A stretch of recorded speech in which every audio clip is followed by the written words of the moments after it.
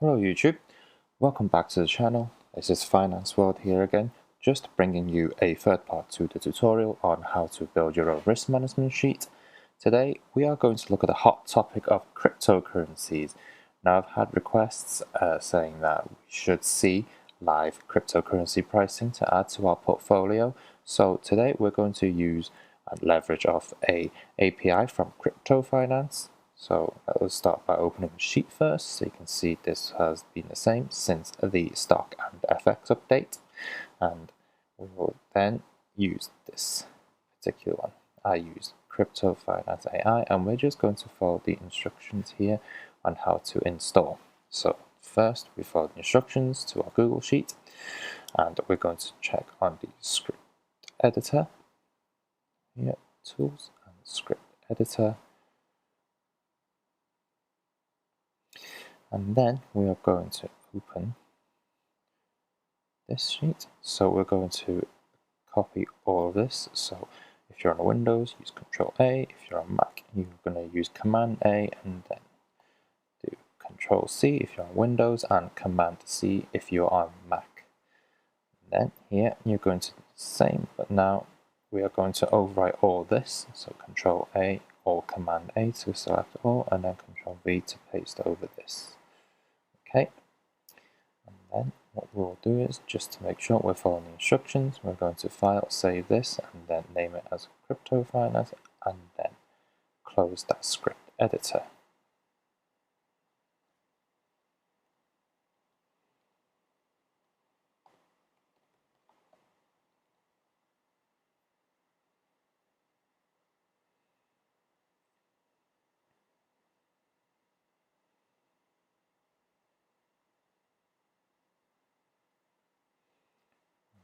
The script editor. Okay, great. So what we do is we've done this step, and now we go back to the Google Sheet and we're going to refresh the sheet.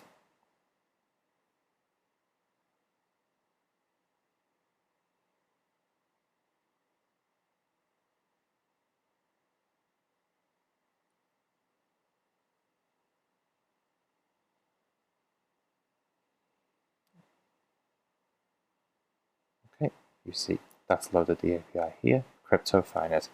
Now let's input some more dummy trades here just to test this functionality out. So we are going to input a couple of trades. There is no underlying that we can see, so we're just going to use Bitcoin against US dollar. Let's purchase 0.01, that's just 1% of a Bitcoin, it's 48,000 US dollars, assuming my broker charges me a fee of $10 per transaction. We now find our dirty rate to be, so I copy this one. As Apple is Apple priced in US dollars, so Bitcoin priced in US dollars would be the same. Okay, so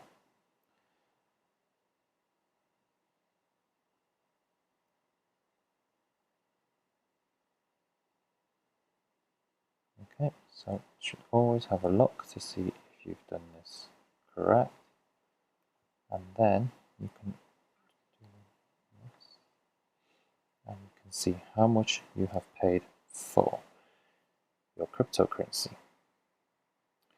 Okay, so if you think about that, you have just bought 1%, so that would have cost you $480, then a $10 fee on top as your brokerage, and then here you go, your total amount is 490 US dollars. And let's just hypothetically assume we're using Binance as our broker. And then the book, we're going to be using Bitcoin US dollar. Okay, very nice. So we're going to tally this up over here.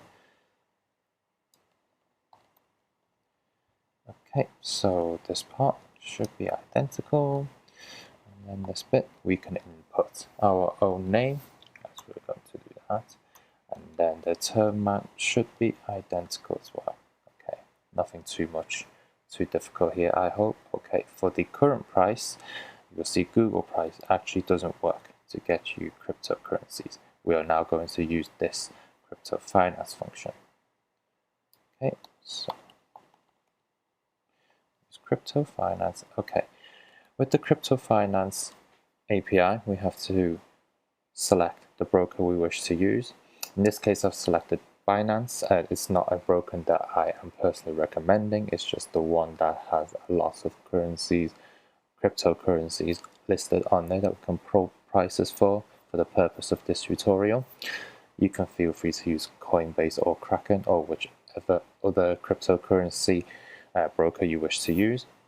That is available on the API. So what we're going to let users look at here is how to use the concatenate function and a function that's called left here.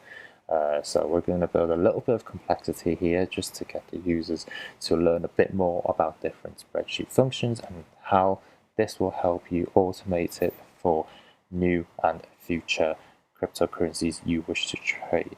So let's first begin with the concatenate function. So it's concatenate. Okay. So for concatenate, first we wish to give your broker name with the colon, and the second argument we're going to introduce something that's called left.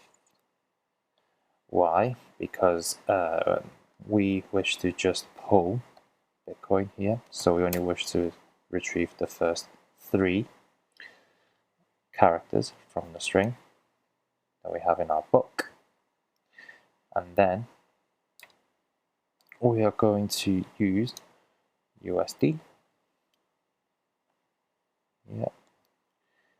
to satisfy the concatenate function.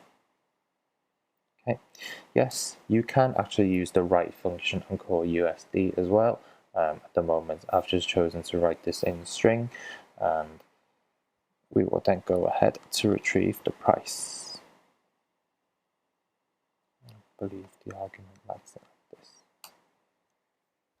Okay, so that should be the current price of Bitcoin in Binance, and then the rest of these terms we'll just take from the Apple line, and that should be the same.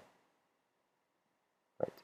So although it looks like you are making a little bit of money here, in fact you are not, because of charges after the brokerage, which we can also give yourself the average price here paid. You can see the value, and you can also see the P&L terms. That's great. And now you can do exactly the same if you wish to value it in from US dollars to sterling pound as well. Okay. Now, as you trade new cryptocurrencies as well,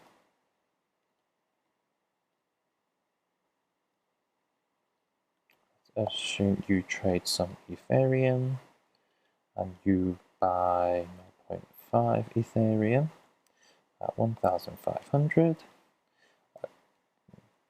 Let's assume it costs you 10 again, and then we'll copy the dirty rate down to find what that is, and then these can come down as well.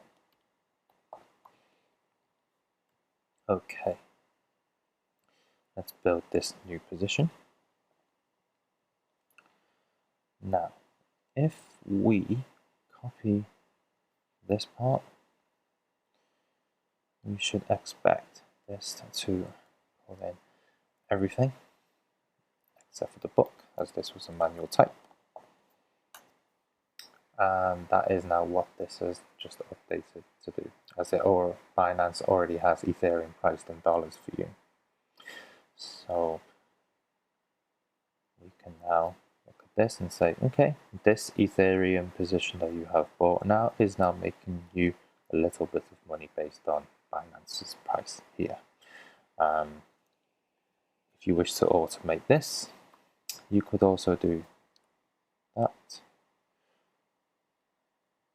If you wish to give it a full name, you can actually type in the full name, and we're good to go there. Similarly, for sterling, you can do this divided by this. Okay, now Some of you who are a little bit more adept at spreadsheet work, you might like to lock the reference.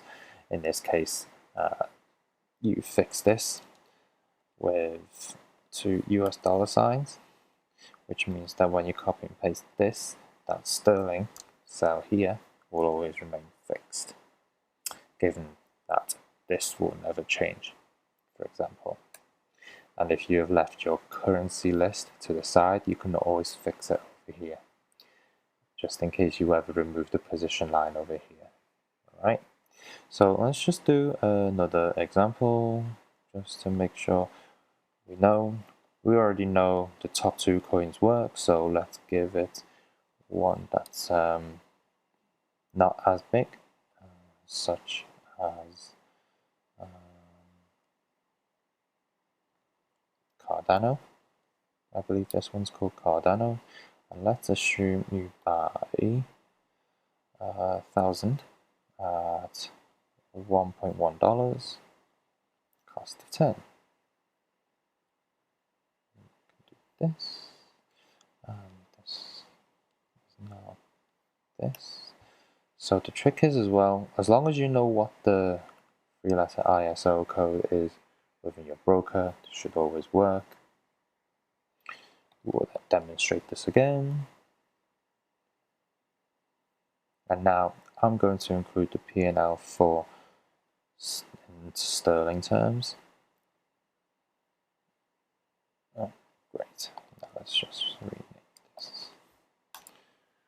Okay, so this has actually worked as well. So as you see, this CryptoFinance itself is pretty useful, given that you know which exchanges you're looking at, and hopefully you now understand that the concatenate has just basically turned this to equal Binance BTC USD, all as one string here, and then you're just putting the price.